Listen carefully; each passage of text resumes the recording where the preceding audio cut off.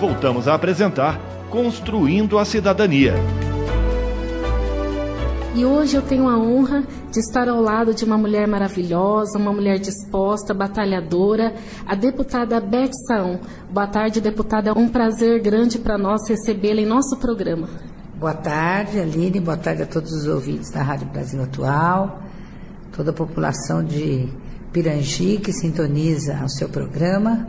É um prazer poder estar aqui falando com vocês. Deputada, eu gostaria de saber como está a tua vida na Assembleia Legislativa, quais são os seus projetos? Olha, trabalhando muito, como sempre, né? Trabalhando em benefício da nossa região, buscando obter conquistas importantes aqui para nossa região, porque nós estamos muito distantes de São Paulo. A gente sabe que os municípios têm carências que precisam ser atendidas, tem demandas que precisam ser atendidas em todas as áreas, da saúde, passando pela educação, pelo investimento em infraestrutura, em desenvolvimento, na questão da segurança, da habitação, enfim. A gente sabe que, enquanto deputada, é importante fazer essa aproximação do governo do Estado com os municípios, com as cidades, dialogando com a comunidade, dialogando com os prefeitos e prefeitas, vereadores, no sentido de poder levar à Assembleia Legislativa essas reivindicações e tentar transformá-las em realidade concreta para as pessoas. O importante é sempre que as cidades não sejam esquecidas, que elas recebam a atenção devida por parte do governo do Estado, tanto deslocando novos investimentos, porque os municípios, quanto menores eles são, mais eles dependem do governo do Estado, mais eles dependem dos repasses de verbas, de recursos. E às vezes não basta uma emenda pouquinha, pequena, às vezes é preciso uma política mais intensa para poder, de fato, colocar no município os recursos necessários para promover o bem-estar de toda a população. A deputada, com certeza, tem visto os rumores que têm ocorrido em nossa região em relação ao presídio, que é a oposição da deputada, que a deputada é do Partido dos Trabalhadores, está querendo colocar na nossa região. Gostaria que a deputada falasse um pouquinho a respeito dessa decisão do prefeito Geraldo Vignoli. Eu acho isso trágico, porque vai alterar e mudar muito para pior a vida da população, que vai ficar mais insegura, mais intranquila. Um presídio sempre tira o sossego das pessoas, porque ele acarreta uma série de consequências negativas, prejudicando os municípios, e não é só o município onde o presídio está instalado, mas em todo o seu entorno também. Às vezes o município pode não ficar em Catanduva, mas as cidades circunvizinhas vão sentir os efeitos dessa construção e dessa ocupação depois, Porque não é só o problema de você ter o presidiário ali, Presos vão sempre existir e você precisa encontrar alternativas para colocá-los. Mas tem algumas questões que precisam ser observadas. Primeiro, a política de segurança do governo do Estado não existe. Ela só se resume à construção de presídios. Ao invés do governo ter investimentos fortes no que diz respeito à preparação do seu efetivo policial, seja das polícias civil ou militar, com mais concurso público, com melhoria do salário, com mais treinamento e capacitação dos policiais, com construção de delegacias, esse é um ponto, com mais viaturas, com mais equipamentos, com mais armamentos, com investimentos nos serviços de inteligência das polícias, para elas poderem fazer um combate muito mais eficiente e efetivo ao crime organizado e, por consequência, ao tráfico de drogas. Não temos isso, temos muito pouco. O governo hoje não consegue nem apreender 10% das drogas que estão no estado de São Paulo. E a gente sabe como funcionam essas coisas, infelizmente, e afeta a vida das pessoas. Esse é um ponto. A outra questão, que você tem duas ações aí. Uma que é a ação repressiva, que é o que o Estado tem que ter, e a outra que é a ação preventiva, que aí você tem que trabalhar com os jovens, com os adolescentes, com as famílias, né, melhorando a vida de todos como um todo, gerando novas oportunidades, investindo em qualificação profissional, em capacitação, em educação, enfim, é um conjunto de ações que o governo nos últimos anos estadual acabou deixando as suas obrigações, as suas responsabilidades de lado. Transferiu para os municípios muitas dessas obrigações, né? O governo praticamente estadual lava as mãos e os municípios, em sua maioria, sobretudo os pequenos municípios, abaixo de 30 mil habitantes, eles não têm a mínima condição econômica, orçamentária, de poder arcar com todas essas responsabilidades e com todas essas obrigações. Daí você tem um vácuo que acaba sendo preenchido pela criminalidade, né, que poderia muito bem ser cuidado pelo Estado, não é o cuidado, é ocupado por outras pessoas que são, digamos, nefastas para toda a sociedade. E aí o governo encontra uma resposta, que é a construção de presídios. Então vai construir 1, 2, 10, 100, 200, 300, nós já temos 170 quase presídios construídos no estado de São Paulo, né, com a possibilidade de construir mais uns 130, nós vamos chegar aí a quase 300 presídios. É uma quantia absurda, né? Daqui a pouco não vai caber mais, não vai ter espaço mais para tanto presídio assim. E os presídios superlotados, né? Não adianta falar, olha, mas é para 800 pessoas, para 800 vagas, daqui a pouco tem 1.000, 1.200, 1.500, como se observa isso em outros presídios que estão instalados em outras regiões do estado. Essa é outra questão. E também, né, o que migra, né, não é só a construção do presídio, mas é o que vem junto com o presídio, né? Porque aí as famílias se deslocam, aí as cidades aumentam a demanda por saúde, por educação, por habitação, por saneamento, né? Piora o nível de vida de todos, né? Porque é mais gente precisando de mais coisas para um mesmo orçamento. É como se tiver um bolo que você faz para 10 pessoas, de repente chega outras 10, são 20 para comer o bolo, mas você estava preparada para servir para 10, então praticamente não vai sobrar pedaço nenhum para ninguém. Quando você tem um orçamento do município é a mesma coisa, se você tem um orçamento para atender 10 mil habitantes, se chega a 11 mil, 12 mil, vai complicar, né? O orçamento seu continua o mesmo, ele não aumentou, mas as suas responsabilidades aumentaram, e portanto você vai piorar os serviços que você oferece para a população. O atendimento que as prefeituras passam a dar para a população pior. E mais a sensação de insegurança, essa é a pior, na minha opinião, porque essa deixa as pessoas com mais medo, com mais receio, essa tranquilidade que nós vivemos, ainda desfrutamos um pouco no interior dela, ela pode desaparecer, e tende a desaparecer. É só verificar o que acontece nos municípios que já têm presídios. Conversando com os prefeitos desses municípios, como é a experiência deles e o relato de reações muito negativas na cidade após a instalação do presídio. Então, por tudo isso, nós estamos travando uma série de ações e de enfrentamento no sentido de poder evitar que ele ainda venha. Nós temos esperança, né? Vamos lutar até o fim, não vamos desistir e vamos resistir a isso. Estamos nos reorganizando, porque eu já venho trabalhando nessa luta contra o presídio desde 2009, quando o governo anunciou que Catanduva receberia um presídio, e em nenhum momento eu diminuí minha luta.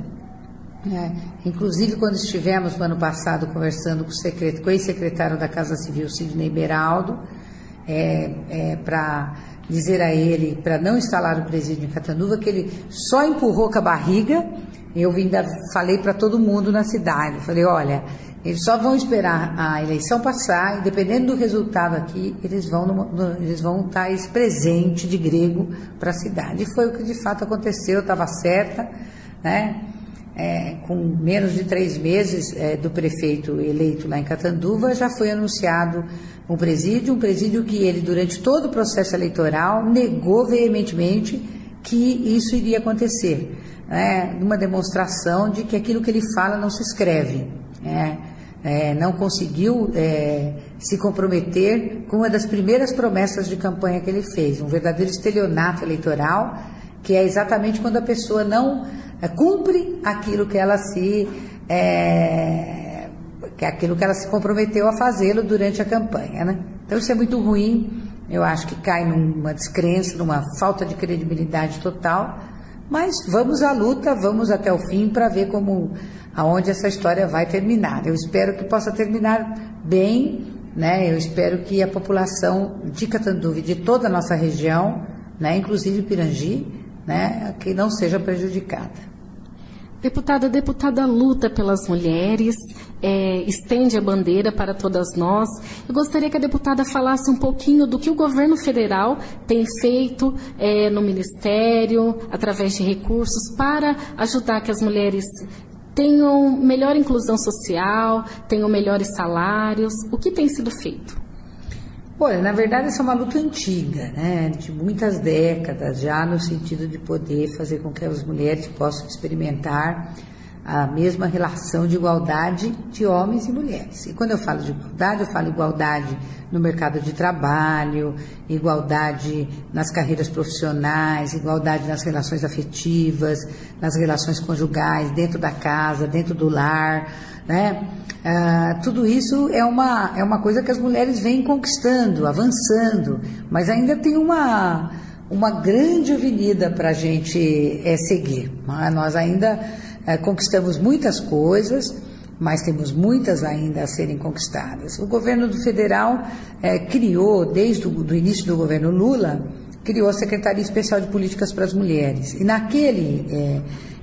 dentro desse contexto, tem procurado atuar de maneira muito forte no sentido de colocar políticas públicas para os estados e para os municípios que eles possam aplicar, colocar em prática e, portanto, melhorar algumas áreas que afetam de uma forma ainda muito forte as mulheres, como é a questão da violência doméstica. A violência doméstica hoje é o principal problema que as mulheres vivem. E eu não vejo a curto prazo, infelizmente, nada que possa reduzir essa violência, né? Porque a violência doméstica, ela não depende de classe social, ela não depende de escolaridade, ela não depende de país, né? Para você ter uma ideia, no Brasil, a cada 2 horas uma mulher é assassinada, né? Nos Estados Unidos, 3 mulheres são assassinadas por dia. Então, é um país que é um dos mais desenvolvidos do mundo, se não o mais desenvolvido do ponto de vista de tecnologia, de informação, de tudo, e mesmo assim ainda você tem esse grande problema que as mulheres enfrentam. Então as mulheres enfrentam problemas dessa ordem no Brasil, na Índia, na África, nos países orientais, na Europa, nos Estados Unidos, no Japão, na China, em tudo quanto é lugar. Esse é um problema de gênero, do gênero feminino, que carrega consigo infelizmente, desde os primórdios da civilização, né, essa questão da discriminação, do preconceito, da violência, né, da desigualdade. Isso tudo acaba impedindo o crescimento, o desenvolvimento de milhares, de milhões de mulheres espalhadas pelo mundo todo. Então, cabe a nós, que às vezes experimentamos uma situação mais privilegiada, melhor do ponto de vista dessa relação com os homens, né, fazermos avançar isso tudo, né, melhorarmos essa condição como um todo e proporcionarmos à mulher situação de verdadeira fraternidade, de solidariedade, né, de condições para ser bem atendida na saúde, de prevenções, de políticas de prevenção na saúde, de poder ocupar cargos que hoje ainda são só ocupados por homens, né? De poder avançar na política, por exemplo. Aqui em Pirangi a gente tem uma sensação que tem em Pirangi. De 9 vereadores na Câmara, 3 são mulheres, né? 4 são mulheres, né? Então é quase 50%, isso é raro. Na Assembleia Legislativa nós temos 94 deputadas, apenas 12 mulheres. Então o percentual é muito, muito menor, né? Dá 13% aproximadamente de mulheres. No Senado, na Câmara Federal, 8%, não chega nem a 10%. Né? Então, são áreas que a mulher precisa estar presente porque ela é importante na definição dos destinos de um país. E o olhar feminino é diferente do olhar masculino, não é nem pior nem melhor, é apenas diferente. E, portanto, as mulheres precisam estar representadas. né? Essa é uma das questões que a gente vem batalhando muito, né? O PT, inclusive, meu partido, é um partido que foi o primeiro a estabelecer que no diretório municipal tivesse 30% das vagas preenchidas por mulheres. Hoje, a partir da próxima eleição interna do PT, em novembro deste ano, os diretórios municipais do Partido dos Trabalhadores terão que ter 50% de mulheres na sua composição, né? Senão eles não vão ser aceitos enquanto diretórios. Então é um partido que tem buscado isso internamente e através dessa luta interna que o PT vem fazendo há bastante tempo, isso se reflete na relação mesmo da justiça eleitoral, por exemplo, com os partidos políticos. Todos os partidos foram obrigados a lançar no mínimo 30% de mulheres para concorrer nessa última eleição do ano passado. Aqueles que não o fizeram tiveram que deixar essas vagas sem preencher. Elas não podem ser preenchidas por homens, né? É um sinal de que a gente vai evoluindo. Tomara a Deus que a gente chegue num momento em que nós não precisemos mais de cotas, né? Isso aqui é para as mulheres, isso e aquilo, não, né? Que a gente possa ter as mulheres ocupando essas vagas de forma espontânea, natural, como consequência de uma relação pacífica entre homens e mulheres. Deputada, muito obrigada por participar do programa Construindo a Cidadania aqui na Rádio Brasil Atual. A deputada é uma pessoa que dedica a sua vida à população brasileira. Muito obrigada pela tua participação. O programa Construindo a Cidadania agradece a sua presença. Eu que agradeço essa oportunidade. Boa sorte a você, a todos os seus ouvintes, e vamos continuar aí levando essa nossa bandeira adiante para que a gente possa ter um país e uma vida cada vez melhor no nosso país, no nosso estado, na nossa região e na nossa cidade. Agradeço a todos os ouvintes pela audiência. Foi um prazer estar aqui com vocês. Um abraço e uma semana abençoada a todos nós. Você acompanhou na Brasil Atual Construindo a Cidadania, um programa feito pelas pessoas que lutam por uma cidade melhor e mais justa, a participação da sociedade no fortalecimento da democracia, da solidariedade e dos direitos humanos. Produção e apresentação, Aline Chaves.